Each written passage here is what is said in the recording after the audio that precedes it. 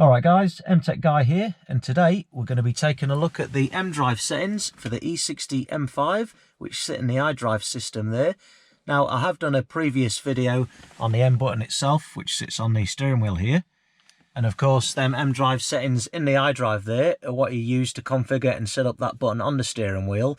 Now, although that previous video was a bit of an overview on the whole system, I do get asked from time to time about the specifics of all the settings in the iDrive menu there, the MDrive settings. So in today's video, we're going to be taking a look at the specifics of the settings in the MDrive menu in the iDrive system there, and also how it ties in with your buttons on your center console here. Now, although they are two separate systems, some of these settings here are incorporated in the iDrive menu there.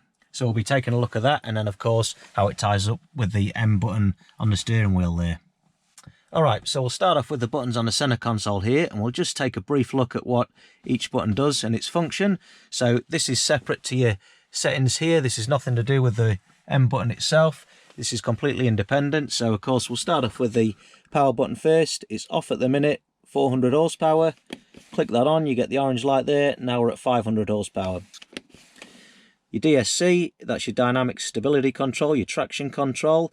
So at the moment, when you first get in the car, of course your traction control's on, and then if you press this button, what'll happen is you'll get this image up on the dash there. Your traction control's off, that's letting you know that it's off, so we'll just put that back on for now. Okay, and next up we'll take a look at the EDC button. That's your electronic damper control button. So this basically adjusts the firmness of your ride and how your shocks react when you're cornering and whatnot. So at the moment it's off, it's in comfort mode. You press it once, then it's in normal mode, so it'll just firm up the shocks a little bit. It'll make it corner that little bit better, make it handle a little bit better, and it also affects the steering as well. It gives it a bit more weight and a bit more responsiveness. And then when we press it for the third time, then we're on sports mode, so we've got the harshest setting, it's the firmest setting, it's going to corner really well, and also it'll just maintain that firmness and that responsiveness with the steering also. And then of course right at the back here, we've got your switch there for your SMG transmission, just alters the harshness of your shifts. You've got 1 to 5 settings there, and then there is a 6th available if your traction control is switched off. Okay, so now we've covered the basics there, we'll take a look at the MDrive settings in the iDrive here. Okay, so top of the list there, we've got the SMG drive logic settings there. Now I've currently got it in S5, so that's manual. So I'm using either the gear shifter or the paddles on the steering wheel to change gear. It's not happening automatically. And then I've got it in the 5th setting, so that's the responsiveness of the shifts. It's up the harsher end of the scale there. Just quickens up the shifts there. So that's where I've got it at the moment. But if we click into that, you can change it to let's see there. So drive logic, so that it'll just act automatically unless you intervene. And then of course we've got the S there, which is the sport mode, and you're changing manual there. And then we can go across and just change them shift settings also. I'll leave that in number 5 there. If you want number 6, you've got to have the traction control completely turned off. So we'll just leave that in 5 there for now. And just be aware, if you do have this setting in S6, once you've got the traction control off there, it's bloody harsh shifts, and it will have a detrimental effect in the long term on your gearbox. It will accelerate the wear on your gearbox and your SMG system itself, so just be aware of that. Have a bit of fun with it, but it's not something you want to drive around with on all the time. Okay, so next up we've got the EDC suspension. So I've got it set in comfort at the moment, and of course we can click into that. We can go normal or sport, which is how we described it before. Now sport is great if you're on the twisty road, you want the car to handle really well, really responsive in the corners.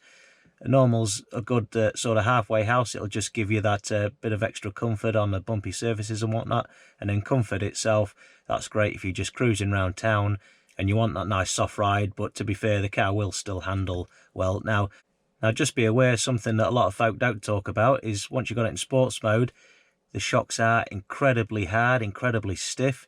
Now if you're driving it over a real bumpy surface or you're hitting any potholes, it is likely to damage your shocks. It can damage the seals. It can just push back on them that hard that it'll start leaking, so just be mindful of that. Now what I do find with the comfort mode is it's great for laying that power down through the rear wheels. Now if you've got it set in normal or sports, it can make the suspension a bit too harsh, that it won't let the back end bog down at all. It makes it too stiff, and then you'll find that you'll spin the rear wheels easier. So if you're on a straight flat road and you're really wanting to lay that power down, I found the comfort mode works a bit better with that.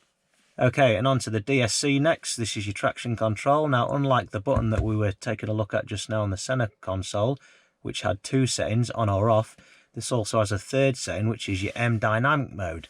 Now, basically, what that is it'll turn the traction control off up to a certain extent, but the computer will still intervene if you're starting to lose things a bit too much. So it's quite nice. It'll give you enough room to play around with the power, but it'll also, like I say, it'll look after you if you do start getting a bit squirrely with it, you know. And also, just keep in mind, if you do turn it completely off, you got a lot of power going through them rear wheels, so you do want to be a competent driver, and you do want to be aware of the road conditions, you know, if it's wet or whatnot. So just be aware it is like driving a loaded gun. So I find that a good halfway house is the M dynamic mode if you're just on the street in normal driving, or you're spirited driving or whatnot. So that's something to think about. Okay, and next up we've got the power mode here. So this is a bit like your power mode on the center console there, but you had the 400 horsepower setting, or with the power switch on the center console, it was 500 horsepower. Now, if we click into this, you have actually got a 3rd setting here. You've got 500 sport. So basically what that is, or the best way to describe it is, so in 400, the car's a bit more subdued. You've got 400 horsepower, but it's set up with a different throttle response. It's a bit more subdued, and also the throttle plates themselves won't open 100%, so it just makes the car a little bit more drivable, more pleasurable to drive at the lower end on the street at slower speeds or whatnot. And then next up we've got the P500 setting. Now that's your 507 horsepower. That's the maximum horsepower you're going to get out of this engine in standard form. Now what that does is it opens the engine right up. You can really feel the difference between the 400 and the 500 horsepower. It really lets the engine breathe. It really brings that potential out of the engine, and it also sharpens up your throttle. Also gives you a little bit more response there. So, and it always astounds me with this car how sharp and how responsive the throttle is, with it being a drive-by-wire car. They've really done a fantastic job there with that responsiveness. Now, if we go down to 500 Sport, now this doesn't give you any extra power. You've still got 507 horsepower, but what it does, it just sharpens that throttle pedal right up, so it's super sensitive. So you got that 507 horsepower, but it's really sensitive, and it really sharpens up that throttle response. Now, a lot of people find it a bit too twitchy on the streets, a bit too sensitive. It's great if you're on a track, if you're racing the car or whatnot, but for street driving, it's probably a bit too much. Like I say, a bit too sensitive. And then lastly, down the bottom of the list there, we can change up the head-up display view. So you can either have it just with the normal speed limit on there and a few of the other extra features like your nav or whatnot, or you can put it in M view, which gives you a tachometer there. It's like a colourful rev counter there. I find it's a bit too digital there. I still prefer to look at the rev counter itself, the analog gauge in the dash there. I find like it's just too blocky and too digital. It looks like something off a PlayStation or something. So cool feature, but in the real world I find it's better just to look at that analog gauge. Okay, so that's the specifics of all the settings there in the MDrive system. Now, a lot of people seem to just want to go and max everything out here. So they've got this in S6, and then they scroll down here, they've got EDC in the sports setting there, harshest setting, this traction control off. They've got 500 sport on. Now, you might think, oh yeah, it's going to make the car more sportier, more faster, but you've really got to think about the conditions that you're driving in. Just maxing everything out isn't really the great setup for every driving situation. You know, it's probably a bit too hardcore for a lot of situations. So the great thing about these settings are you can just go in there and dial it in and tweak it just to make the car perfect for the conditions that you're driving in, the road that you're driving on and whatnot. So just give it a bit of thought before you just go through there and make any alterations.